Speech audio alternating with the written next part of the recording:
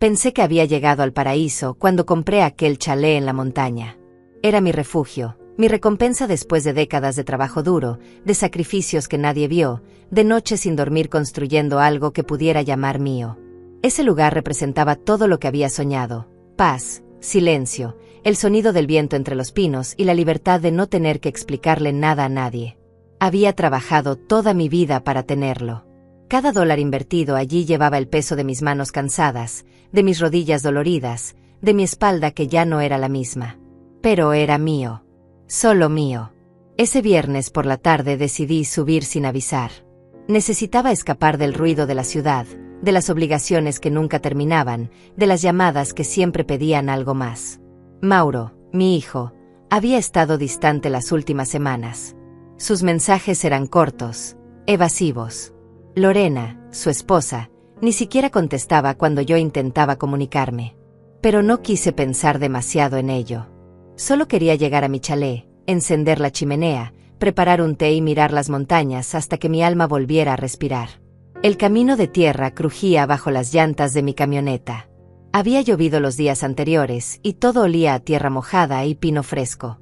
Ese aroma siempre me reconfortaba. Siempre me recordaba que existían lugares en el mundo donde todavía podía ser yo misma, sin máscaras, sin roles que cumplir. Pero cuando doblé en la última curva antes de llegar a la propiedad, algo dentro de mí se detuvo. Había 3 vehículos estacionados frente a la entrada. Uno de ellos era el auto de Mauro. Los otros 2 no los reconocí de inmediato, pero supe que algo estaba mal. Mi corazón comenzó a latir más rápido. No era miedo, no todavía. Era una intuición que había aprendido a no ignorar después de tantos años viviendo.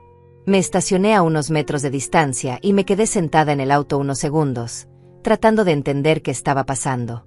Nadie me había pedido permiso para usar el chalet. Nadie me había dicho que vendría. De hecho, la última vez que hablé con Mauro, él estaba en la ciudad ocupado con su trabajo. O eso fue lo que me dijo. Bajé del auto despacio. Mis piernas temblaban un poco, no de debilidad sino de rabia contenida. Caminé hacia la puerta principal y antes de tocar el timbre, escuché risas. Risas fuertes, celebraciones, música. Mi sangre se heló. Abrí la puerta sin golpear. Era mi casa. No tenía por qué pedir permiso para entrar en lo que era mío. Lo primero que vi fue la sala completamente transformada. Mis muebles seguían ahí, pero todo lo demás había cambiado. Las fotografías que yo había colgado con tanto cuidado, las imágenes de mis padres, de mis abuelos, de Mauro cuando era niño, todas habían sido removidas. En su lugar había cuadros nuevos, decoraciones que no reconocía, objetos que claramente no eran míos.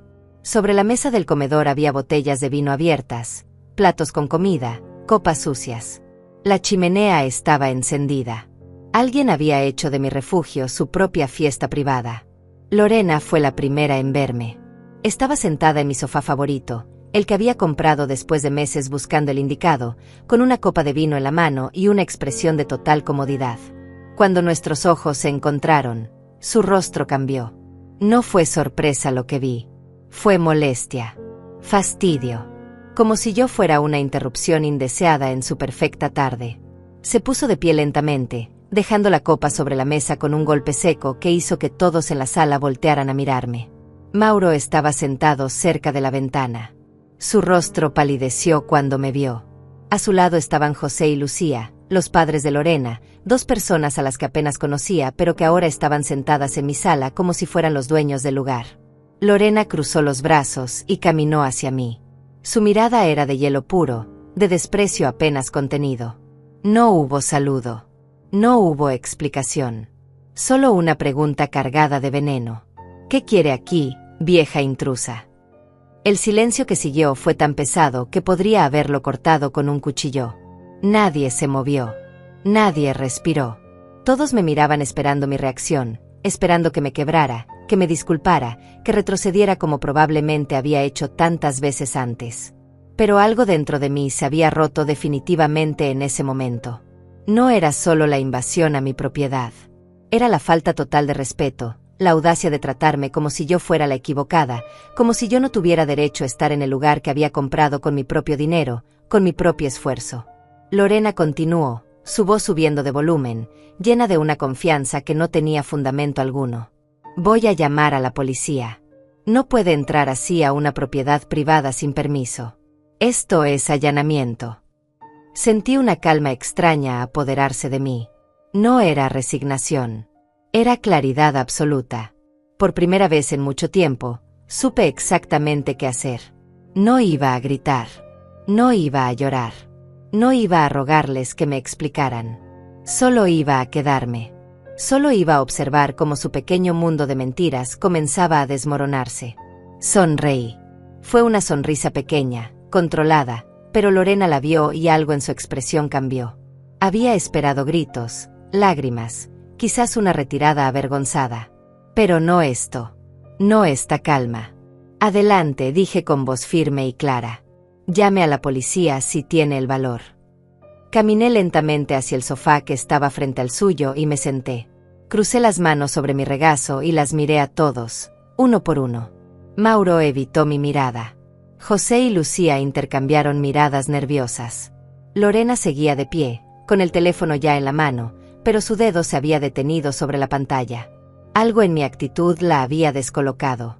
Me senté allí, en mi propia casa, rodeada de gente que había invadido mi espacio, que había mentido, que había actuado como si yo no existiera. Pero ya no sentía miedo. Ya no sentía duda. Solo sentía una determinación fría y absoluta. Iba a recuperar lo que era mío. Iba a ver cómo cada uno de ellos se enfrentaba a las consecuencias de sus actos. Y lo iba a hacer sin levantar la voz, sin perder la compostura. Porque la verdadera fuerza no grita. La verdadera fuerza espera. Y yo había esperado suficiente. Lorena seguía de pie frente a mí, con el teléfono en la mano, pero sus dedos no se movían. Podía ver la confusión en sus ojos, la rabia mal disimulada de alguien que esperaba una reacción diferente. Había apostado a que yo saldría corriendo, avergonzada, disculpándome por interrumpir su pequeña celebración. Pero yo no me moví. Me quedé sentada, mirándola fijamente, esperando a que hiciera exactamente lo que había amenazado hacer. ¿No va a llamar?, pregunté con voz tranquila, casi amable. Le dije que adelante. Estoy esperando. Mauro se puso de pie abruptamente. Su rostro estaba pálido, casi gris. Conocía esa expresión. Era la misma que ponía cuando era niño y sabía que había hecho algo muy malo. Caminó hacia Lorena y le puso una mano en el hombro, como tratando de detenerla, pero ella se sacudió con brusquedad. No necesito tu permiso, Mauro, dijo ella sin quitarme los ojos de encima. Alguien tiene que poner límites aquí. José, el padre de Lorena, se aclaró la garganta desde su lugar en el sofá. Era un hombre corpulento, de voz grave, acostumbrado a que lo escucharan cuando hablaba. Se levantó lentamente y caminó hasta ponerse al lado de su hija, como reforzando su posición. Señora Fátima, dijo con tono condescendiente, como si estuviera hablando con una niña. Creo que hay un malentendido aquí. Mauro nos dio permiso para usar el chalet este fin de semana. Nos dijo que usted estaba de viaje, que no vendría, que no habría problema. De hecho, nos aseguró que usted había autorizado esto. Sentí como la sangre subía a mi cabeza, pero mantuve la calma. Así que esa era la mentira. Esa era la historia que habían construido para justificar su invasión. No solo habían ocupado mi propiedad sin mi consentimiento, sino que habían usado mi nombre, habían inventado una autorización que nunca di, habían manipulado la verdad para quedar bien frente a otros. ¿Mauro les dijo eso?, pregunté, mirando directamente a mi hijo. Les dijiste que yo autoricé esto. Mauro abrió la boca, pero no salió ningún sonido. Sus ojos iban de mí a Lorena, de Lorena a sus suegros, buscando alguna salida, alguna forma de escapar de este momento. Pero no había escape. La verdad estaba allí, desnuda y cruel, esperando ser reconocida. Lucía, la madre de Lorena, habló desde su lugar. Era una mujer delgada, de voz aguda, con una expresión perpetua de superioridad que me había molestado desde el primer día que la conocí. Nosotros no sabíamos que usted no estaba al tanto, dijo con falsa inocencia. Mauro nos invitó. Nos dijo que sería un fin de semana familiar, que usted llegaría mañana, que preparáramos todo para cuando usted viniera. Hasta limpiamos la casa, ¿ve? Hicimos las compras, trajimos comida. Todo para que usted estuviera cómoda. La mentira era tan elaborada, tan cuidadosamente construida, que casi parecía creíble. Casi. Pero yo conocía cada rincón de esta casa. Sabía exactamente cómo la había dejado la última vez que estuve aquí. Y lo que veía ahora no era una casa preparada para mi llegada. Era una casa ocupada, transformada, despojada de mi presencia para hacer espacio a la de ellos. Entonces Mauro les mintió, dije simplemente, dejando que las palabras cayeran como piedras en agua quieta. Porque yo nunca di ninguna autorización. Nunca dije que estaba de viaje. Nunca supe que ustedes estarían aquí. El silencio volvió a caer sobre la sala. Pero esta vez era diferente. Esta vez había incomodidad, nerviosismo. José y Lucía intercambiaron miradas. Lorena apretó el teléfono con más fuerza. Mauro seguía sin poder mirarme a los ojos. Eso no es cierto, dijo Lorena finalmente, su voz subiendo de tono otra vez. Mauro no mentiría sobre algo así. Usted debe haberlo olvidado. A su edad es normal que las cosas se confundan, que la memoria falle. Ahí estaba. El primer ataque directo. La estrategia de hacerme ver como una anciana confundida, como alguien que no podía confiar en sus propios recuerdos. Era una táctica que había visto antes, que había experimentado en pequeñas dosis a lo largo de los años. Pero ahora la veía en su forma más cruda, más despiadada. Me puse de pie lentamente. No porque fuera a irme, sino porque quería que todos me vieran bien cuando dijera lo siguiente. Mi memoria está perfectamente bien, Lorena, dije con voz clara. Recuerdo cada conversación que tuve con Mauro en las últimas semanas. Recuerdo que me dijo que estaba ocupado con su trabajo. Recuerdo que tú dejaste de contestar mis llamadas hace 2 semanas. Y recuerdo perfectamente que esta propiedad está a mi nombre, que yo pagué cada dólar de la hipoteca, que yo mantuve este lugar, y que nadie, absolutamente nadie, tiene derecho a estar aquí sin mi permiso explícito. Caminé lentamente hacia la pared donde antes estaban las fotografías de mi familia. Los marcos vacíos seguían allí, pero las imágenes habían sido guardadas o descartadas. Pasé mi mano por uno de los marcos y me volví hacia ellos. ¿Dónde están mis fotografías?, pregunté. ¿Dónde están las imágenes de mis padres, de mis abuelos, de mi hijo cuando era pequeño? Nadie respondió. Lorena desvió la mirada. Lucía se sentó de nuevo, incómoda. José carraspeó pero no dijo nada. Las guardamos, dijo Mauro finalmente, su voz apenas un susurro. Pensamos que querías renovar la decoración. Están en el armario del cuarto de arriba. Pensaron que yo quería renovar la decoración, repetí, dejando que la pregunta flotara en el aire. ¿O decidieron que mi presencia aquí no era necesaria?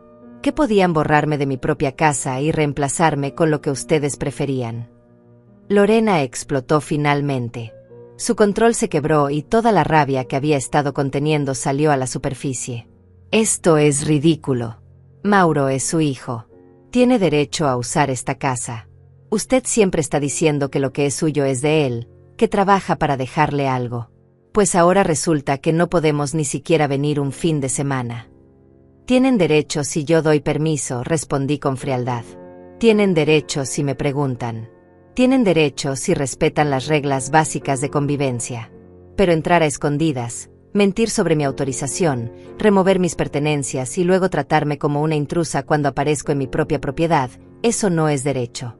Eso es invasión. Lorena dio un paso hacia mí, su rostro rojo de furia. ¿Sabe qué? Tiene razón. Voy a llamar a la policía. Voy a decirles que hay una mujer alterada en nuestra casa, que está causando problemas, que necesitamos ayuda. Volví a sonreír. Esa misma sonrisa tranquila que tanto la había desconcertado antes. Adelante, dije de nuevo. Por favor, hágalo. De hecho, insisto, creo que es exactamente lo que necesitamos aquí. Una tercera parte que pueda ver esta situación con claridad. Y esta vez, Lorena marcó el número. El sonido del teléfono marcando rompió el silencio tenso de la sala. Lorena tenía el altavoz activado, probablemente para que todos escucháramos, para que yo supiera que iba en serio. Su mano temblaba ligeramente, pero su expresión seguía siendo desafiante. Mauro se había sentado de nuevo, con la cabeza entre las manos. José y Lucía permanecían callados, observando la escena como si fueran espectadores en un teatro. Una voz femenina respondió al otro lado de la línea. Policía municipal, ¿cuál es su emergencia? Lorena respiró profundo antes de hablar, componiendo su voz para sonar asustada, vulnerable. Sí, hola, necesito ayuda. Hay una mujer en nuestra casa que está causando disturbios. Entró sin permiso y está amenazándonos. Estamos en el chalet de la montaña, kilómetro 18 de la carretera principal. Sentí como la sangre me hervía, pero mantuve la calma. Cada palabra que salía de su boca era una mentira calculada. Nuestra casa. Entró sin permiso. Amenazándonos. Todo diseñado para hacerme ver como la agresora, como la problemática. ¿La persona representa un peligro inmediato?, preguntó la operadora. Lorena me miró con odio apenas contenido. No lo sé. Está muy alterada. Tiene 60 y pico de años, pero está actuando de manera irracional. Tenemos miedo. Una unidad va en camino. Manténganse en un lugar seguro y no confronten a la persona. Pueden salir de la casa.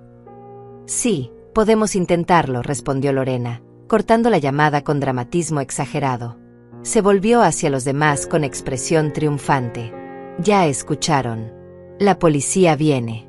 Será mejor que se vaya antes de que lleguen y esto se ponga peor para usted. Volví a sentarme en el sofá. Crucé las piernas y coloqué mis manos sobre mi regazo. No iba a moverme. No iba a darles la satisfacción de verme huir. No voy a ninguna parte, dije tranquilamente. De hecho, estoy ansiosa por hablar con las autoridades. Creo que van a encontrar muy interesante lo que tengo que mostrarles. La confianza en el rostro de Lorena vaciló por un segundo. Solo un segundo, pero lo vi. Mauro levantó la cabeza y me miró con una expresión que no supe descifrar. ¿Era miedo? ¿Culpa? ¿Arrepentimiento? Los siguientes 20 minutos fueron los más largos de mi vida. Nadie hablaba. José y Lucía susurraban entre ellos de vez en cuando. Lorena caminaba de un lado a otro de la sala, mirando ocasionalmente por la ventana. Mauro permanecía inmóvil, como una estatua de sal. Y yo me quedé sentada, esperando, con una calma que incluso a mí misma me sorprendía. Finalmente escuchamos el sonido de un motor acercándose. Una patrulla de la policía municipal se estacionó frente a la casa. 2 oficiales bajaron del vehículo, un hombre mayor de complexión robusta y una mujer joven que llevaba una libreta en la mano. Lorena corrió hacia la puerta antes de que tocaran. La abrió de golpe, con expresión de alivio exagerado. Gracias por venir tan rápido. Ella está adentro. Entró sin permiso y no quiere irse. Los oficiales entraron con cautela, evaluando la situación con miradas entrenadas. El oficial mayor me miró y luego miró a Lorena. ¿Quién es la dueña de esta propiedad?, preguntó con voz neutral. Lorena abrió la boca para responder, pero yo me adelanté. Yo soy, dije poniéndome de pie. Mi nombre es Fátima Godínez. Esta es mi propiedad. Eso no es cierto, interrumpió Lorena inmediatamente. Ella es la madre de mi esposo. Nosotros tenemos permiso para estar aquí. Ella es quien entró sin avisar y está causando problemas. El oficial me miró con una expresión que había visto muchas veces antes. Era la mirada de alguien que ya había decidido creer la versión de la persona más joven, más convincente. Era la mirada que asumía que la mujer mayor estaba confundida, que probablemente había malentendidos familiares, que esto era un problema doméstico sin importancia. Señora, dijo con tono condescendiente, ¿tiene algún documento que pruebe que esta propiedad es suya? Sonreí. Era el momento que había estado esperando. Sí, oficial. Tengo todos los documentos necesarios. Caminé hacia mi bolso, que había dejado junto a la puerta cuando entré. Lo abrí con calma y saqué una carpeta que siempre llevaba conmigo. Dentro estaban las escrituras de la propiedad, el último pago del impuesto predial, los recibos de los servicios a mi nombre, y una carta del banco confirmando que la hipoteca estaba completamente pagada. Le entregué los documentos al oficial. Él los revisó con cuidado, pasando cada página, verificando fechas y nombres. Su expresión comenzó a cambiar. La oficial joven se acercó para ver también, y ambos intercambiaron una mirada significativa. Todo está a su nombre, confirmó el oficial finalmente, mirando a Lorena con una expresión completamente diferente. La señora Fátima Godínez es la única propietaria registrada de esta propiedad. El color desapareció del rostro de Lorena. José se puso de pie abruptamente. Lucía dejó escapar un pequeño grito ahogado. Mauro cerró los ojos como si quisiera desaparecer. Pero Mauro es su hijo, tartamudeó Lorena. Él nos dijo que podíamos estar aquí, que ella había dado permiso. La oficial joven habló esta vez, con voz firme pero profesional. Señora, el hecho de que sea el hijo de la propietaria no le da derecho automático a usar la propiedad sin su consentimiento. ¿Y si la señora Fátima dice que nunca dio ese permiso? Nunca lo di, dije con voz clara y fuerte. Llegué aquí esperando encontrar mi casa vacía y los encontré a todos ocupándola como si fuera suya. Removieron mis fotografías, trajeron sus cosas, mintieron a otros familiares diciendo que yo había autorizado esto. Y cuando aparecí, me llamaron intrusa y amenazaron con llamar a la policía. Bueno, aquí está la policía. Y aquí están los documentos que prueban que yo soy quien tiene derecho a estar aquí. El oficial mayor se volvió hacia Lorena con expresión seria. ¿Es cierto que la señora Fátima no dio permiso para que estuvieran aquí? Lorena miró a Mauro desesperada, buscando ayuda, pero él seguía sin poder hablar. Finalmente fue José quien respondió. Hubo un malentendido, dijo con voz tensa. Mauro nos invitó. Pensamos que todo estaba en orden. No fue un malentendido, intervine. Fue una mentira deliberada. Y ahora quiero que todos salgan de mi propiedad inmediatamente. La oficial joven tomó notas en su libreta. El oficial mayor me miró con una expresión que ahora era de respeto. Señora Fátima, está en su derecho de pedir que desalojen su propiedad. Quiere presentar una denuncia formal. Miré a cada uno de ellos. A Lorena, con su rabia y su miedo mezclados. A José y Lucía, tratando de parecer inocentes. A Mauro, destruido por la vergüenza. Y sentí algo quebrarse dentro de mí. No era tristeza. Era liberación. Quiero que se vayan, dije simplemente. Ahora. El oficial mayor asintió con gravedad y se volvió hacia Lorena y los demás. Tienen que desalojar la propiedad de inmediato. La señora Godínez ha demostrado ser la única dueña legal y ha solicitado que se retiren. Si no lo hacen voluntariamente, tendríamos que proceder con un desalojo forzoso. Lorena abrió la boca para protestar, pero la oficial joven la interrumpió con firmeza.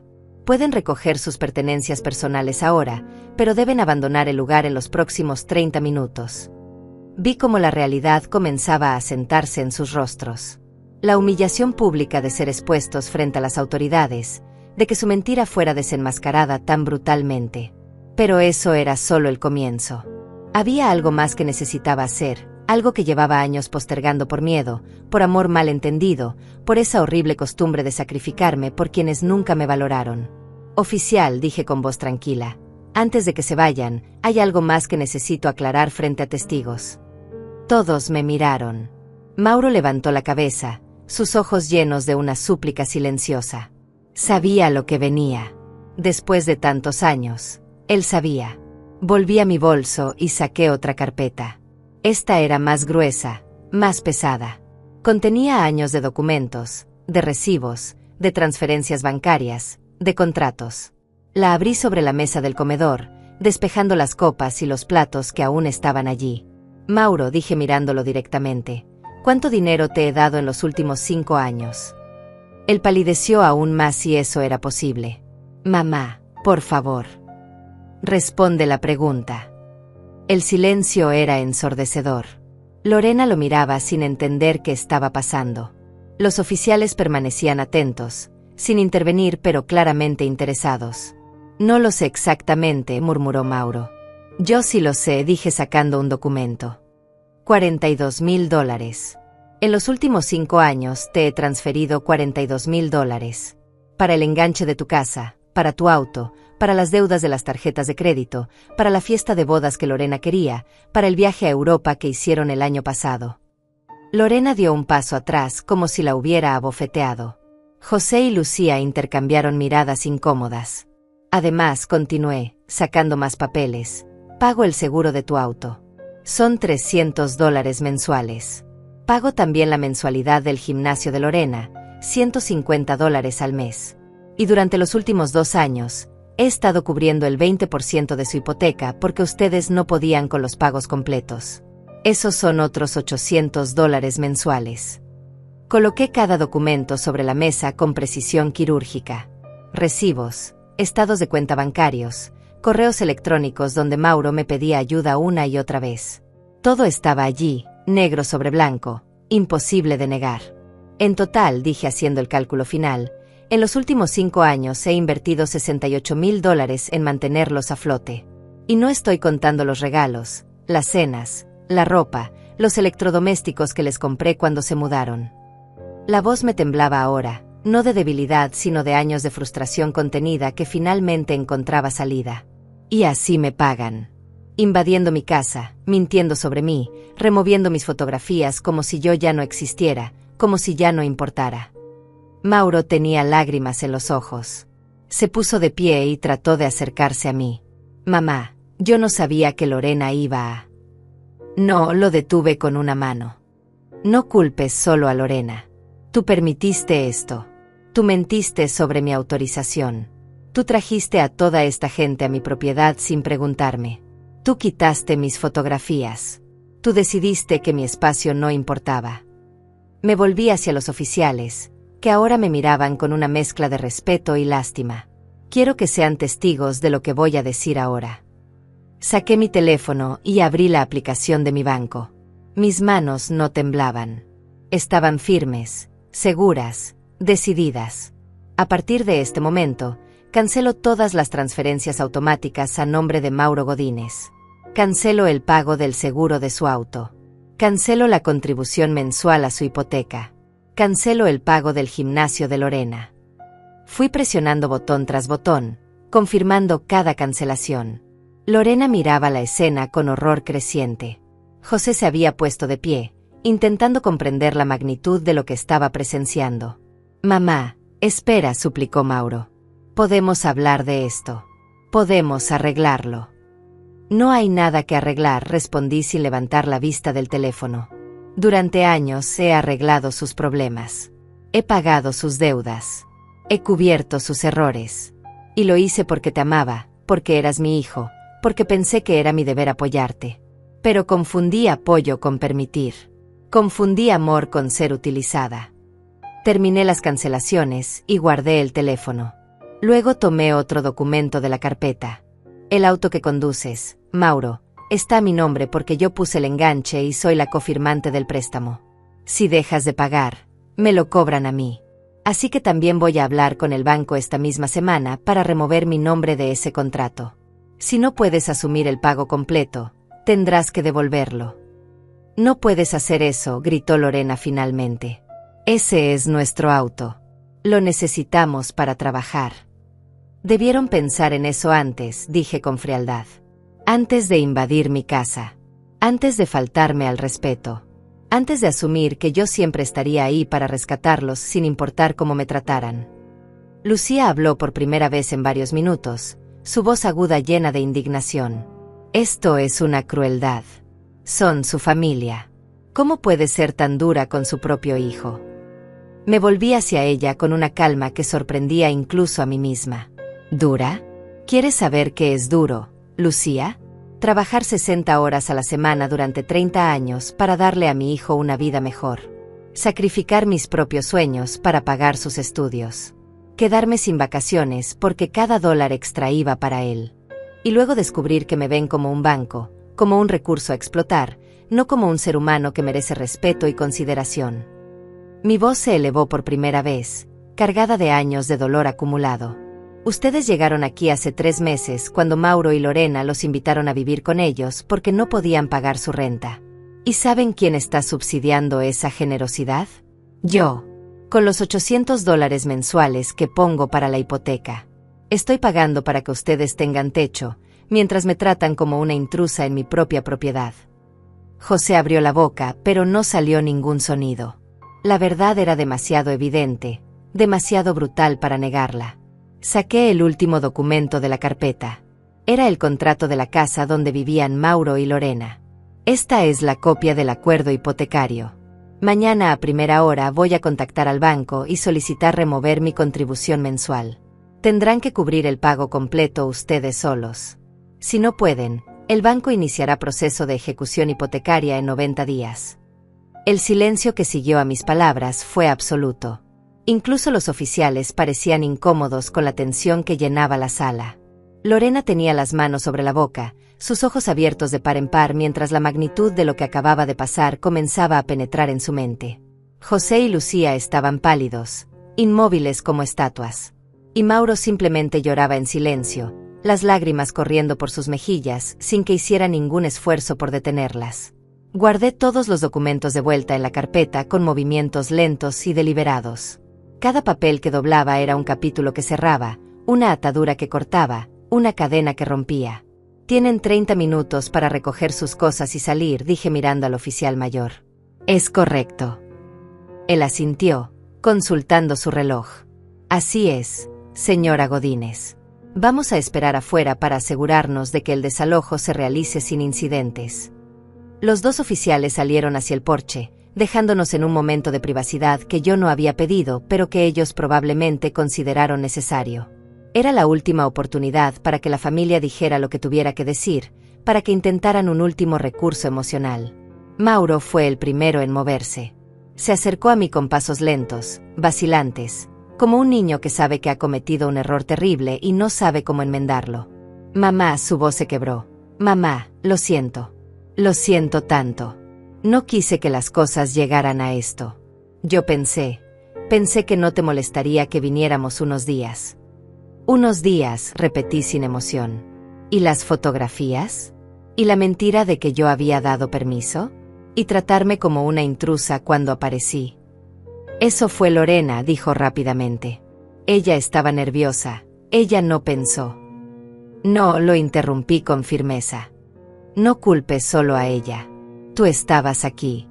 Tú viste cómo me trataba. Tú no dijiste nada. Tú no me defendiste. Tú permitiste que tu esposa me llamara vieja intrusa en mi propia casa y te quedaste sentado sin decir una palabra. Él bajó la cabeza, sin poder negar la verdad de mis palabras. Lorena finalmente encontró su voz, pero ahora sonaba diferente. Ya no había arrogancia, ni desprecio. Había pánico puro. Fátima, por favor. No puede dejarnos así. ¿Cómo vamos a pagar la hipoteca? ¿Cómo vamos a mantener el auto? Mauro tiene que ir a trabajar. Yo tengo mi empleo. Sin el auto no podemos. Debieron pensar en eso antes, dije con una calma que incluso a mí me sorprendía. Antes de jugar con fuego. Antes de asumir que yo siempre estaría ahí para limpiar sus errores, sin importar cómo me trataran. José intentó un acercamiento diferente, su voz ahora suave, casi suplicante. Señora Fátima, entiendo que está molesta. Tiene todo el derecho. Pero piense en esto con cabeza fría. Son su familia. Es Navidad en unas semanas. ¿De verdad quiere que pasen las fiestas en la calle? No van a estar en la calle, respondí. Van a estar en la casa que yo he estado ayudando a pagar. La casa donde ustedes viven gratis gracias a mi dinero. Solo que ahora van a tener que pagar el monto completo de la hipoteca. Van a tener que ajustarse, hacer sacrificios, apretarse el cinturón. Como yo lo hice durante décadas.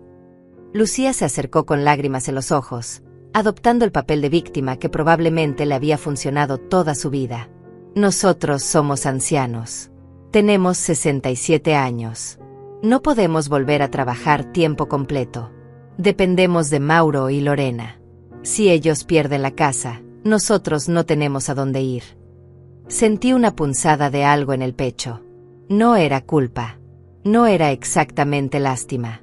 Era el reconocimiento de que estas personas estaban genuinamente asustadas. Pero ese miedo era consecuencia de sus propias decisiones, de años de vivir por encima de sus posibilidades, de asumir que siempre habría alguien para rescatarlos. Lucía, dije mirándola directamente. Yo también soy anciana. Tengo 61 años. Y nadie me rescata a mí. Nadie me paga las cuentas. Nadie me sostiene cuando estoy cansada. Todo lo que tengo lo he construido sola, con mis propias manos, con mi propio esfuerzo. Y ustedes llegaron aquí, a mi refugio, y lo convirtieron en el suyo sin preguntarme, sin respetarme, sin siquiera considerar que yo también merezco paz. Caminé hacia la ventana y miré hacia afuera, donde los dos oficiales esperaban junto a su patrulla. El sol comenzaba a descender detrás de las montañas. Pronto sería de noche. Pronto estarían en la carretera, conduciendo de regreso a la ciudad en el frío de la tarde. «Tienen 20 minutos», dije sin voltearme. «Empiecen a empacar». Durante los siguientes minutos escuché el caos de gente recogiendo sus cosas apresuradamente. Maletas siendo cerradas, objetos siendo metidos en bolsas, pisadas rápidas subiendo y bajando las escaleras. Nadie hablaba. Solo el sonido de la urgencia, del pánico contenido, de un mundo que se desmoronaba. Lorena pasó junto a mí cargando una bolsa grande. Se detuvo por un segundo, como si fuera a decir algo, pero finalmente solo siguió caminando. José y Lucía bajaron con sus pertenencias, evitando mi mirada. Mauro fue el último en bajar. Llevaba 2 maletas y su rostro estaba hinchado de tanto llorar. Se detuvo frente a mí. Abrió la boca. La cerró. Volvió a abrirla. «Mamá, ¿hay alguna forma de arreglar esto? ¿Alguna manera de que puedas perdonarnos?» Lo miré por un largo momento. Vi al niño que había sido, al hijo que había amado más que a mi propia vida. Pero también vi al hombre en el que se había convertido. Un hombre que había aprendido a tomar sin dar. Un hombre que había confundido mi amor con debilidad. «Mauro», dije suavemente, «el perdón no viene con un cheque adjunto. Si algún día puedo perdonarte, será porque has aprendido a ser responsable de tu propia vida. Porque has entendido que amar a alguien no significa usarlos. Porque has crecido. Pero sin tu ayuda. Sin mi ayuda aprenderás lo que yo tuve que aprender sola», lo interrumpí. «Que la vida es dura. Que nadie te debe nada. Que el respeto se gana y la dignidad se protege. Aprenderás o no aprenderás. Pero ya no es mi responsabilidad enseñarte». El oficial mayor apareció en la puerta. «Señora Godínez, ¿están listos para partir? ¿Hay algo más que necesite?» «No, oficial. Gracias por su ayuda». Uno por uno fueron saliendo. José y Lucía primero, cargando sus maletas hacia uno de los autos. Lorena después, con la cabeza baja, derrotada. Y finalmente Mauro, caminando lento como si sus pies pesaran toneladas. Antes de subir al auto, se volvió una última vez hacia la casa. Nuestras miradas se encontraron a través de la ventana. Levanté mi mano en un gesto que no era saludo ni despedida. Era simplemente reconocimiento de que esto estaba pasando, de que no había vuelta atrás. Los motores arrancaron. Las luces traseras se encendieron. Y lentamente, los 3 vehículos comenzaron a alejarse por el camino de tierra, levantando polvo en la creciente oscuridad. Los oficiales se acercaron una última vez. «¿Estará bien, señora?», preguntó la oficial joven con genuina preocupación. Sonreí. Y por primera vez en mucho tiempo, fue una sonrisa real. «Sí», dije. «Estaré bien». Después de que los oficiales se fueron, me quedé de pie en el porche durante largo rato, viendo cómo las últimas luces de los vehículos desaparecían en la distancia. El silencio de la montaña me envolvió como una manta tibia. No era un silencio vacío. Era un silencio lleno de paz, de liberación, de posibilidades. Por primera vez en años, podía escuchar mis propios pensamientos sin el ruido constante de las demandas de otros. Entré a la casa y cerré la puerta con llave. Mis manos temblaban ligeramente, no de miedo sino de la descarga de adrenalina que finalmente comenzaba a abandonar mi cuerpo. Había hecho algo que llevaba años posponiendo. Había dicho que no. Había puesto límites. Había elegido mi propia dignidad sobre la comodidad de mantener una falsa paz familiar. Caminé por la sala recogiendo las copas sucias, los platos abandonados, limpiando los restos de la invasión. Mientras trabajaba, mi mente comenzó a vagar hacia el pasado, hacia los momentos que me habían llevado hasta aquí, hasta este punto de ruptura. Y entendí que esto no había comenzado hoy. Había comenzado hace muchos años, con decisiones pequeñas que se acumularon hasta convertirse en un patrón de vida. Recordé cuando Mauro tenía 23 años y perdió su primer empleo. Vino a mí llorando, diciendo que no podía pagar su renta, que lo iban a desalojar. Yo acababa de recibir mi primer aumento salarial en años. Un aumento que había planeado usar para finalmente hacer ese viaje a Europa que siempre había soñado. Pero lo miré a los ojos, vi su desesperación, y le di el dinero. $2,000 que significaban mis vacaciones, mi descanso, mi momento de respiro. Es solo esta vez, mamá me había prometido. Te lo voy a devolver. En 2 meses, cuando consiga otro trabajo. Nunca me devolvió ese dinero. Y yo nunca se lo pedí. 6 meses después vino otra crisis. Una deuda de tarjeta de crédito que había crecido fuera de control. $5,000. Yo acababa de terminar de pagar la hipoteca de mi pequeño departamento en la ciudad. Por primera vez en mi vida, no tenía esa presión financiera. Podía respirar. Podía ahorrar. Podía vivir sin el peso constante de las deudas. Pero Mauro llegó a mi puerta con papeles del banco, con amenazas de demandas, con ese rostro de niño asustado que siempre derretía mis defensas. Mamá, no sé cómo pasó. Gasté sin darme cuenta. Si no pago, van a arruinar mi historial crediticio. No voy a poder conseguir nada en el futuro. Y yo pagué. $5,000 de mis ahorros, del dinero que había apartado para mi retiro, para mi seguridad futura. Esta es la última vez, le dije con firmeza. Tienes que aprender a manejar tu dinero. Él asintió con seriedad, prometió que cambiaría, que aprendería. Pero 1 año después estaba de vuelta, con otra crisis, con otra necesidad urgente. Me senté en el sofá, abrazando un cojín contra mi pecho, y las lágrimas finalmente llegaron. No eran lágrimas de tristeza. Eran lágrimas de liberación, de años de frustración contenida que finalmente encontraban salida. Lloré por todos los sueños que había pospuesto. Por todos los viajes que nunca hice. Por todas las veces que me negué a algo pequeño para poder dar algo grande a alguien más. Lloré por la mujer que había sido, la que siempre decía sí, la que confundía amor con sacrificio infinito. Y lloré también de alivio porque esa mujer finalmente había encontrado su voz, su límite, su dignidad. Recordé cuando Mauro conoció a Lorena. Desde el primer momento supe que había algo en ella que me inquietaba. No era solo su actitud distante o su manera de hablar como si el mundo le debiera algo. Era la forma en que miraba las cosas, calculando valores, midiendo posibilidades. Cuando se comprometieron, Lorena había insistido en una boda grande, elegante, cara. Es el día más importante de mi vida, había dicho con esos ojos brillantes. Solo me voy a casar una vez. La boda costó $23,000. Mauro y Lorena pusieron $5,000. El padre de Lorena puso $3,000. Y yo, que había prometido contribuir con $5,000 para ayudar, terminé pagando $15,000 porque salieron gastos inesperados y no podíamos cancelar ya los contratos. $15,000 que representaban 2 años de ahorro cuidadoso. $15,000 que había planeado usar para comprar este chalet en la montaña. Tuve que esperar 3 años más, trabajando horas extras, negándome placeres básicos, para finalmente poder dar el enganche de esta propiedad. Y aquí estaban, años después, ocupando este lugar que había comprado con tanto sacrificio, tratándolo como si no significara nada, como si fuera simplemente otro recurso disponible para su uso. Me levanté y subí las escaleras hacia el cuarto principal. Abrí el armario donde Mauro había dicho que guardaron mis fotografías. Allí estaban, amontonadas sin cuidado en cajas de cartón. Saqué una por una y las coloqué sobre la cama. Mi madre sonriendo en su jardín. Mi padre con su uniforme de trabajo. Mis abuelos en su aniversario de bodas de oro. Y Mauro, mi pequeño Mauro, con 5 años, montando su primera bicicleta. Sostuve esa fotografía entre mis manos y la observé por largo rato. Era un niño tan feliz entonces, tan inocente. ¿En qué momento había perdido ese brillo en los ojos?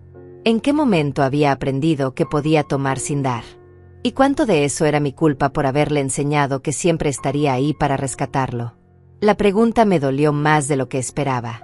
Porque parte de esto, una parte que no quería admitir, era mi responsabilidad. Había criado a un hijo que no sabía enfrentar las consecuencias. Que no conocía el valor real del dinero porque nunca había tenido que luchar por él. Que asumía que el amor significaba disponibilidad infinita de recursos. Pero también entendí, sentada allí en ese cuarto silencioso, que no era demasiado tarde para enseñarle la lección más importante. No con palabras, no con sermones, sino con acciones. dejándolo caer, permitiendo que enfrentara la realidad, retirando la red de seguridad que yo había tejido tan cuidadosamente durante todos estos años. Bajé con las fotografías y comencé a colgarlas de nuevo en sus lugares originales. Cada marco que colgaba era un acto de recuperación. De mi espacio, de mi historia, de mi identidad que había permitido que fuera borrada tan fácilmente. Cuando terminé, la sala se veía como debía verse. Como mi sala. Con mis recuerdos, con mi historia plasmada en esas paredes. Ya no era un espacio genérico que cualquiera podía ocupar y transformar. Era mi hogar. Encendí la chimenea y me preparé una taza de té. Me senté frente al fuego y dejé que el calor penetrara en mis huesos cansados. Había sido un día agotador, emocional, devastador en muchos sentidos. Pero también había sido liberador. Saqué mi teléfono y revisé las confirmaciones de todas las cancelaciones que había hecho. El seguro del auto de Mauro, cancelado. La contribución mensual a su hipoteca, cancelada. El pago del gimnasio de Lorena, cancelado. Cada notificación era un recordatorio de que lo había hecho, de que había dado el paso, de que no había vuelta atrás. Mi teléfono vibró con un mensaje. Era de Mauro. Mamá, llegamos a casa. Por favor, reconsidéralo. No podemos hacer esto sin tu ayuda. Te lo ruego. Miré el mensaje durante largo rato. Mis dedos se movieron sobre el teclado, escribiendo y borrando respuestas una y otra vez. Finalmente escribí algo simple. Mauro, los quiero. Pero el amor no significa permitir que me falten al respeto. Aprende a vivir dentro de tus posibilidades. Aprende a valorar lo que tienes. Aprende a ser responsable. Cuando lo hagas, podremos hablar. Envié el mensaje y luego, con un movimiento decidido, bloqueé su número. Los primeros 3 días en el chalet fueron de un silencio absoluto. No recibí llamadas, no tuve mensajes, no hubo intentos de contacto. Era como si hubiera cortado un cable que me conectaba a un mundo de demandas constantes y ahora simplemente flotaba en el espacio, libre pero también extrañamente sola. Pasaba las mañanas caminando por el bosque que rodeaba la propiedad, observando cómo la luz se filtraba entre los pinos, escuchando el canto de los pájaros que parecían celebrar mi presencia. Por las tardes leía libros que había comprado años atrás y nunca había tenido tiempo de abrir. Cocinaba comida sencilla solo para mí, sin tener que preocuparme por los gustos de nadie más. Dormía profundamente, sin sobresaltos, sin esa ansiedad nocturna que había sido mi compañera durante tanto tiempo. Era paz. Era libertad. Pero también había momentos en que la duda se colaba por las rendijas de mi determinación.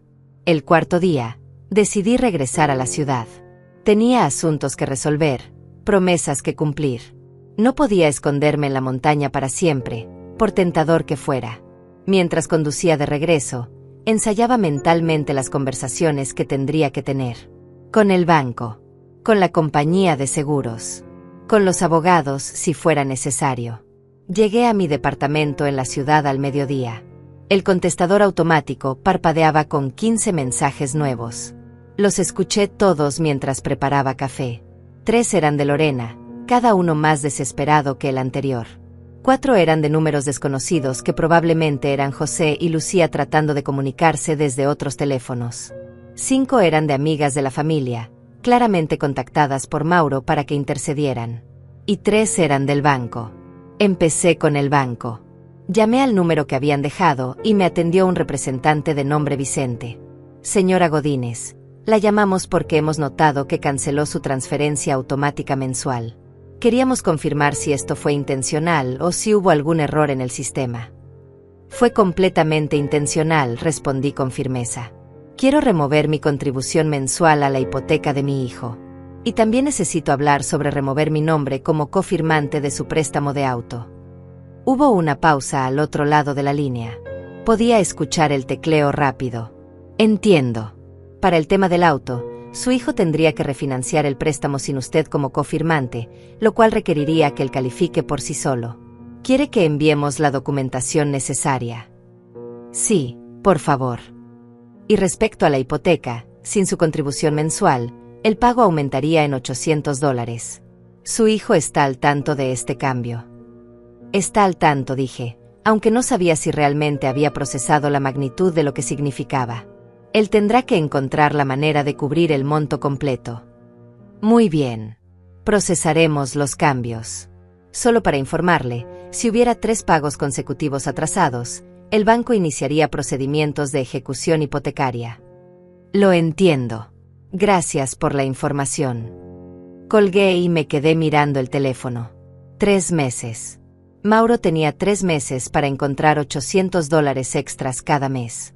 Era posible, si reducían gastos, si Lorena trabajaba más horas, si dejaban de vivir por encima de sus posibilidades. Pero requeriría sacrificio, disciplina, madurez. El teléfono sonó casi inmediatamente. Era un número que no reconocía, pero decidí contestar. Fátima. Era la voz de Lucía, temblorosa, suplicante. Por favor, no cuelgues. Necesito hablar contigo. Respiré profundo. ¿Qué quieres, Lucía? Vine al banco esta mañana con Mauro. Nos dijeron que cancelaste todo. El seguro del auto, tu parte de la hipoteca. Fátima, no podemos pagar todo eso. Mauro gana $1,800 al mes. La hipoteca completa son $1,400. El seguro del auto son $300. Las cuentas de luz, agua, internet son otros $250. ¿Cómo vamos a vivir con $150 al mes? Hice el cálculo rápidamente en mi cabeza. Los números no cuadraban. Lucía, si Mauro gana $1,800 y la hipoteca completa son $1,400, quedan $400. No 150. Pero el seguro del auto. El seguro del auto que yo pagaba, la interrumpí. Si no pueden pagarlo, entonces no pueden tener el auto. Es así de simple. Vendan el auto, compren algo más barato que puedan mantener, usen transporte público, busquen alternativas. Pero ya no es mi problema. Lorena también trabaja, continuó Lucía rápidamente. Ella gana $900 al mes. Eso nos da $2,700 en total. Entonces tienen suficiente, dije calculando. 1,400 de hipoteca, 300 de seguros si deciden mantener el auto, 250 de servicios. Son 1,950. Les quedan 750 para comida, gasolina y otros gastos. Es ajustado, pero es posible. Pero nosotros también vivimos ahí, dijo Lucía, su voz subiendo una octava. José y yo necesitamos comer, necesitamos nuestros medicamentos. José tiene que ir al doctor cada mes. Eso cuesta $120 porque no tenemos seguro. Y ahí estaba. La verdadera razón por la que los números no funcionaban. No era solo Mauro y Lorena. Eran 4 adultos viviendo con el ingreso de 2, y uno de ellos con gastos médicos significativos. Lucía, ¿cuántos años tienen tú y José? 67. Y ninguno de los dos trabaja. José tuvo un infarto hace 2 años. No puede trabajar. Y yo cuido de él. Sentí una punzada de algo parecido a la compasión, pero la mantuve a raya. Esto no era crueldad de mi parte. Era realidad. Lucía, entiende algo. Yo también estoy cerca de los 70. Yo también tengo gastos médicos. Yo también me canso. La diferencia es que yo trabajé toda mi vida para asegurar mi futuro. Ahorré, invertí, me preparé. Y ahora que finalmente podría descansar, descubrí que estaba sosteniendo a 6 personas además de a mí misma. Pero somos familia. Ser familia no significa que yo tenga que sacrificar mi seguridad financiera por la de ustedes, dije con firmeza. Especialmente después de cómo me trataron. Invadieron mi propiedad, me faltaron al respeto, me llamaron intrusa. Y ahora quieren que siga pagando sus cuentas. Hubo silencio del otro lado. Luego escuché sollozos. No sé qué vamos a hacer, lloró Lucía. No tenemos a dónde ir. No tenemos dinero ahorrado.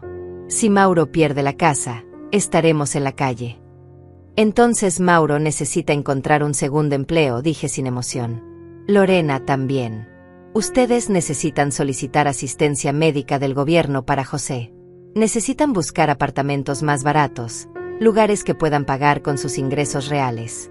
Necesitan vivir dentro de sus posibilidades, como millones de personas lo hacen todos los días. Pero no hay peros, Lucía. Yo tomé mi decisión. Ustedes ahora tienen que tomar las suyas. Les deseo lo mejor, sinceramente. Pero ya no soy su solución. Colgué antes de que pudiera responder.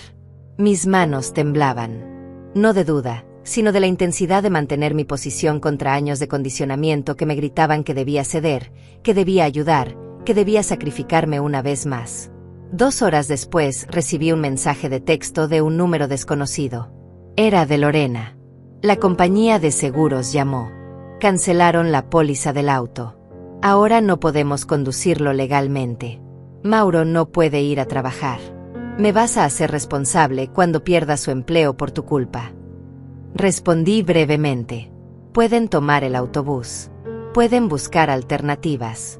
Ya no me hago responsable de las consecuencias de sus decisiones.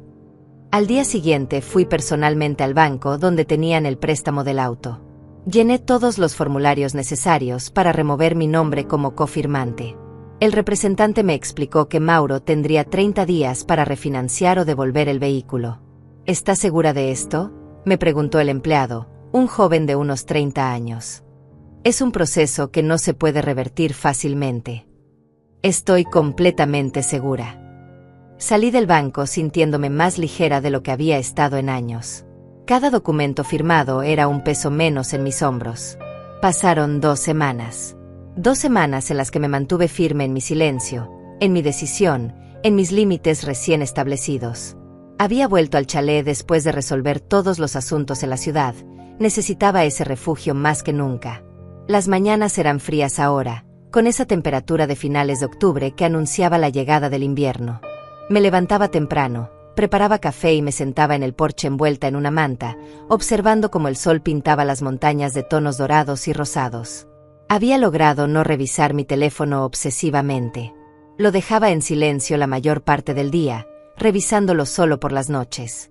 Los mensajes seguían llegando, pero con menos frecuencia. 3 de Mauro bloqueados automáticamente. 2 de números desconocidos que borraba sin leer. 1 de una prima lejana preguntando si era cierto que había echado a Mauro a la calle, claramente alimentada por versiones distorsionadas de los hechos. Pero esa tarde de viernes, cuando revisé el teléfono antes de prepararme la cena, había 15 llamadas perdidas. Todas del mismo número desconocido. Y 3 mensajes de voz. Algo en mi estómago se tensó. 15 llamadas en un día no eran normales. Ni siquiera en medio de una crisis familiar. Respiré profundo y escuché el primer mensaje. Era Mauro. Su voz sonaba destrozada, apenas reconocible entre los sollozos. Mamá, por favor, contesta. Necesito hablar contigo. Todo se está cayendo a pedazos. Todo. Por favor. El segundo mensaje era de 2 horas después. Esta vez su voz sonaba diferente. No desesperada, sino derrotada. Mamá, perdí mi trabajo. Me despidieron hoy. Llegué tarde 3 veces esta semana porque el autobús no llega a tiempo y mi jefe dijo que ya no podía tolerarlo más. Sin el auto no puedo llegar puntual. Y ahora no tengo cómo pagar nada. Nada. El tercer mensaje era de apenas 30 minutos atrás. Y no era Mauro quien hablaba. Señora Fátima, soy José. Su voz sonaba cansada, vieja. Necesito que sepa lo que está pasando aquí. Mauro y Lorena llevan 3 días peleando sin parar. Ella lo culpa por perder el trabajo. Él la culpa por los gastos del gimnasio y las salidas con amigas. Los dos nos culpan a nosotros por vivir aquí. Anoche Lorena le gritó que ella no firmó para mantener a sus suegros ancianos. Mauro le respondió que sus padres tampoco aportan nada. Estamos destruyéndonos entre nosotros. Hizo una pausa y escuché su respiración trabajosa. Mi esposa no ha parado de llorar en 2 días. Yo no puedo dormir por el dolor en el pecho. Los gritos no paran. El banco llamó ayer diciendo que el primer pago de la hipoteca está vencido. Lorena está buscando apartamentos baratos para que nos mudemos José y yo, pero con mi condición nadie nos quiere rentar. Y ahora Mauro está hablando de declararse en bancarrota. Cerró los ojos y dejé que el teléfono cayera sobre mi regazo. La imagen que José pintaba era de colapso total. De un sistema que había funcionado precariamente gracias a mi sostén financiero y que ahora, sin ese soporte, se desmoronaba de la forma más destructiva posible. Parte de mí, la parte que había sido madre durante 61 años, quería tomar el teléfono y llamar. Quería decir que todo estaría bien, que encontraríamos una solución, que yo arreglaría esto como había arreglado todo siempre. Esa parte me dolía físicamente, como si tuviera garras clavándose en mi pecho. Pero había otra parte, más nueva pero también más fuerte, que sabía que esto era exactamente lo que tenía que pasar. Que este dolor, este caos, era el precio de años de irresponsabilidad. Y que si yo intervenía ahora, si rescataba la situación una vez más, solo estaría posponiendo este momento inevitable. Solo estaría garantizando que en 5 años, o 10, estaríamos exactamente en el mismo lugar. El teléfono vibró en mi mano. Otro mensaje de texto. Mamá, soy yo. Sé que bloqueaste mi número, pero Lorena me dejó usar el suyo. Por favor, solo escúchame. No te estoy pidiendo dinero. Solo necesito consejo. No sé qué hacer. El banco me dio 15 días para pagar o inician ejecución. No tengo empleo. Lorena está buscando un segundo trabajo, pero toma tiempo. Sus padres no tienen a dónde ir. Y ella me dijo esta mañana que si no resuelvo esto, se va a divorciar de mí. Leí el mensaje 3 veces. No te estoy pidiendo dinero. Solo necesito consejo. Era lo más cercano a asumir responsabilidad que había visto de Mauro en años. ¿Pero era real? ¿O era solo otra manipulación, otra forma de abrir la puerta para eventualmente pedir exactamente lo que decía que no estaba pidiendo? No respondí. Guardé el teléfono y salí a caminar por el bosque mientras aún había luz. Necesitaba despejar mi mente, necesitaba aire fresco en los pulmones, necesitaba recordar por qué había tomado esta decisión. Cuando regresé, había oscurecido completamente. Encendí la chimenea y me preparé una cena simple. Mientras comía, el teléfono sonó de nuevo. Esta vez lo contesté sin pensar.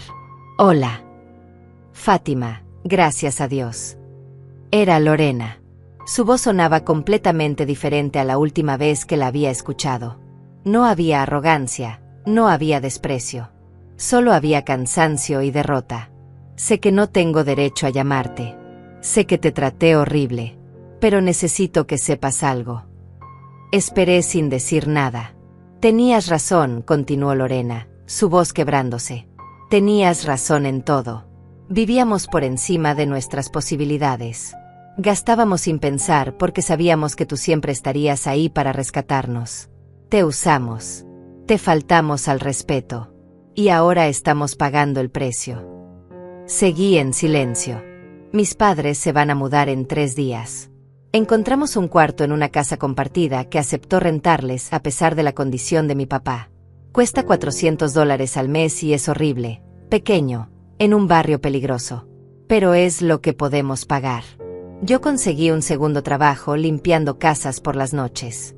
Mauro está buscando cualquier cosa, lo que sea. Y presentamos la solicitud para asistencia médica del gobierno para mi papá. Hizo una pausa y la escuché respirar profundamente. No te llamo para pedirte dinero, dijo finalmente. Te llamo porque necesito que sepas que lo entiendo. Entiendo por qué lo hiciste. Y aunque me duele, aunque estoy aterrada, sé que es lo que necesitábamos. Un golpe de realidad. ¿Y Mauro? Pregunté finalmente, mi voz sonando extraña después del largo silencio. Él también lo entiende. Lorena soltó una risa amarga. Mauro está destrozado. No para de llorar. Dice que te falló, que falló como hijo, como esposo, como hombre.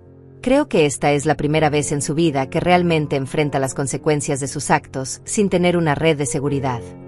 ¿Van a perder la casa?, pregunté, aunque ya sabía la respuesta. Probablemente. A menos que Mauro consiga empleo en los próximos días y podamos pagar algo al banco para negociar un plan de pagos. Pero incluso si lo logramos, vamos a tener que vender el auto, reducir gastos, vivir de manera completamente diferente. Hubo un silencio largo. Lorena respiraba del otro lado de la línea, esperando que yo dijera algo, que ofreciera algo. Lorena, dije finalmente, ¿sabes cuánto he trabajado en mi vida? No. Desde los 16 años. 45 años trabajando. 45 años levantándome antes del amanecer, volviendo a casa después del anochecer. 45 años posponiendo mis sueños para construir seguridad. Y en los últimos 5 años, he dado $68,000 para sostenerlos a ustedes. $68,000 que representan años de sacrificio. Lo sé, susurró ella. Y aún así me trataron como una intrusa en mi propia casa. Como si yo no importara. Lo siento. Dios, lo siento tanto. Lo siento no es suficiente, Lorena, dije con voz firme pero no cruel. Lo siento son palabras. Lo que necesito ver son acciones. Cambios reales. Responsabilidad verdadera. Y eso toma tiempo. Mucho tiempo. Hubo un silencio pesado del otro lado de la línea. Podía escuchar la respiración entrecortada de Lorena, el sonido de alguien tratando de no desmoronarse completamente. Lo entiendo, dijo finalmente. No espero tu perdón. No espero tu ayuda. Solo quería que supieras que por primera vez en mi vida estoy entendiendo lo que significa luchar de verdad. Lo que significa no tener a quien recurrir. Y es aterrador, pero también es necesario. Colgó antes de que yo pudiera responder. Me quedé sosteniendo el teléfono, mirando la pantalla que ahora mostraba la duración de la llamada. 8 minutos y 40 segundos. 8 minutos que habían dicho más verdad que años de conversaciones anteriores. No sentí triunfo. No sentí satisfacción por verlo sufrir. Sentí algo más complejo, más matizado. Era alivio mezclado con tristeza. Era fortaleza mezclada con dolor. Era la certeza de haber hecho lo correcto, aunque doliera profundamente. Los siguientes días transcurrieron en una quietud extraña. Seguí recibiendo actualizaciones esporádicas, no pedidas pero tampoco rechazadas. José y Lucía se mudaron al cuarto compartido. Mauro consiguió un empleo temporal en un almacén, trabajando turnos nocturnos por $11 la hora. Lorena seguía limpiando casas, además de su trabajo regular. Entre los dos juntaban lo suficiente para comer, para los servicios básicos, pero no para la hipoteca. El banco inició procedimientos de ejecución. Tenían 60 días para desalojar la propiedad. Lorena encontró un apartamento pequeño, de una habitación, en un barrio modesto. Costaba $600 al mes. Era todo lo que podían pagar. Vendieron la mayoría de sus muebles para juntar el depósito. 3 semanas después de aquella última conversación con Lorena, recibí una llamada inesperada. Era de un número que no reconocía, pero esta vez decidí contestar. Señora Godínez. Era una voz masculina, formal, profesional. Sí, soy yo. Mi nombre es Marco Flores, soy consejero financiero.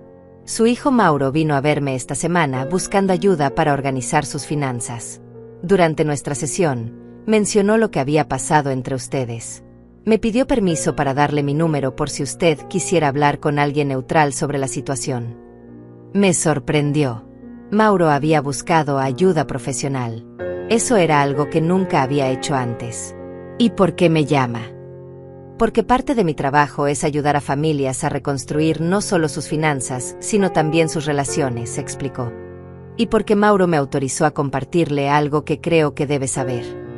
Esperé en silencio. Su hijo lloró durante toda la primera sesión. No porque hubiera perdido su casa o su auto. Lloró porque entendió, realmente entendió por primera vez, cuánto había abusado de su generosidad. Me mostró los registros de todo lo que usted le había dado a lo largo de los años. Y me dijo que no tenía idea de que había sido tanto. Que nunca lo había sumado. Que nunca había visto el panorama completo. Sentí un nudo formarse en mi garganta. Estamos trabajando en un plan para que él y Lorena puedan vivir dentro de sus ingresos reales. Es ajustado, muy ajustado. Pero es posible. Y por primera vez, está comprometido a hacerlo funcionar sin ayuda externa. ¿Me está pidiendo que lo ayude?, pregunté directamente. No, respondió Marco con firmeza. De hecho, le dije a Mauro que lo peor que podría pasar ahora sería que usted interviniera y rescatara la situación. Le dije que este momento, por doloroso que sea, es su oportunidad de crecer, de aprender, de convertirse en el hombre que necesita ser. Entonces, ¿por qué me llama? Porque también trabajo con padres que han tenido que tomar decisiones difíciles como la suya. Y sé que aunque sea lo correcto, no deja de doler. Quería que supiera que su hijo está tomando esto en serio, que está cambiando, y que algún día, cuando sea el momento correcto, probablemente querrá hablar con usted no para pedir ayuda, sino para agradecerle por haberlo obligado a despertar. Colgamos después de unos minutos más de conversación. Me quedé sentada frente a la chimenea durante largo rato, procesando lo que acababa de escuchar. Había una parte de mí que quería creer que Mauro realmente estaba cambiando. Pero había otra parte, más cautelosa, que sabía que el cambio verdadero toma tiempo. Que las palabras son fáciles y las acciones son difíciles. Pasaron 2 meses más. Llegó diciembre con su frío cortante y sus días cortos. Me quedé en el chalet prácticamente todo el tiempo, disfrutando de la soledad que había anhelado durante tanto tiempo. Leía, caminaba, cocinaba, dormía. Vivía sin el peso constante de las demandas de otros. Y descubrí algo sorprendente. Era feliz. Genuinamente feliz de una manera que no recordaba haber sido en años. En Nochebuena, mientras preparaba una cena simple solo para mí, el teléfono sonó. Era un número desconocido, pero algo me hizo contestar. Mamá. Era Mauro. Su voz sonaba diferente. Más madura, más calmada. Mauro, dije neutralmente. Sé que no quieres hablar conmigo. Y lo entiendo completamente. Pero es Navidad y necesitaba llamarte. No para pedirte nada. Solo para decirte algo. Esperé. Gracias, dijo simplemente. Gracias por hacer lo que ninguno de nosotros tuvo el valor de hacer. Gracias por obligarme a crecer. Gracias por amarme lo suficiente como para dejarme caer. Sentí las lágrimas comenzar a rodar por mis mejillas. Lorena y yo estamos en el apartamento nuevo. Es pequeño pero es nuestro, pagado con nuestro dinero. Trabajo 2 empleos ahora. Ella también. Estamos cansados todo el tiempo, pero estamos bien. Y por primera vez entiendo lo que tú viviste todos estos años. El sacrificio. El esfuerzo. Todo. Me alegra escuchar eso, dije con voz temblorosa. No te llamo para pedirte que vuelvas a mi vida, continuó. No todavía. Sé que necesito demostrarte que el cambio es real, que no es temporal. Pero quería que supieras que estoy intentándolo. De verdad. Eso es todo lo que siempre quise, dije suavemente. Que aprendieras a valerte por ti mismo. Que te convirtieras en un hombre responsable. Lo sé, mamá. Y lo voy a lograr. Aunque me tome años. Después de colgar, me quedé mirando el fuego durante largo rato. No sabía si Mauro realmente cambiaría. No sabía si algún día podríamos reconstruir nuestra relación. Pero por primera vez en mucho tiempo, tenía esperanza. Una esperanza cautelosa, protegida, pero esperanza al fin. 2 días después recibí un mensaje final. Era de Lorena. Feliz Navidad, Fátima. Mauro no sabe que te escribo esto. Solo quería decirte que tenías razón en todo. Y que si algún día puedes perdonarnos, estaremos aquí, trabajando duro para merecer ese perdón. Pero si no puedes, también lo entendemos. Te deseamos paz y felicidad. Te la mereces más que nadie. Leí el mensaje varias veces. Luego lo guardé sin responder. No porque fuera cruel, sino porque no tenía nada que decir todavía. El perdón, si llegaba, vendría con el tiempo. Con acciones sostenidas, no con palabras bonitas. Me levanté y caminé hasta la ventana. La nieve había comenzado a caer suavemente, cubriendo el bosque con un manto blanco y silencioso. Era hermoso. Era paz. Era el mundo que había construido para mí misma después de décadas de construir mundos para otros. Saqué mi teléfono y abrí la configuración. Revisé la lista de números bloqueados. El de Mauro seguía allí. Mi dedo se posó sobre la opción de desbloquearlo. Pero no lo hice. Todavía no. Porque la verdadera fortaleza no estaba en desbloquear el número. No estaba en tender puentes antes de que hubieran demostrado ser dignos de confianza nuevamente. La verdadera fortaleza estaba en mantener mis límites. En proteger mi paz. En no confundir amor con permitir. En no sacrificar mi dignidad por la comodidad temporal de pretender que todo estaba bien cuando no lo estaba. Guardé el teléfono y volví a mi silla frente al fuego. Tomé el libro que había estado leyendo y lo abrí en la página marcada. Afuera, La nieve seguía cayendo. Adentro, el fuego crepitaba con calor y luz.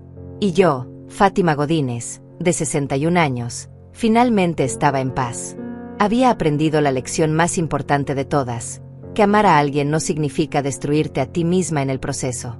Que ser madre no significa ser mártir. Que decir no, establecer límites, proteger tu espacio y tu dignidad, no es egoísmo. Es supervivencia. Es respeto propio. Es amor verdadero, el tipo de amor que enseña en lugar de permitir, que fortalece en lugar de debilitar. Y si algún día Mauro llegaba a mi puerta, no con palabras sino con años de cambio sostenido detrás de él, tal vez podríamos hablar. Tal vez podríamos reconstruir. Pero sería en mis términos, con mis límites claramente establecidos, con mi dignidad intacta. Porque esta vez, por primera vez en mi vida, yo era la prioridad. Y eso no era egoísmo. Eso era justicia. Eso era liberación. Eso era, finalmente, libertad.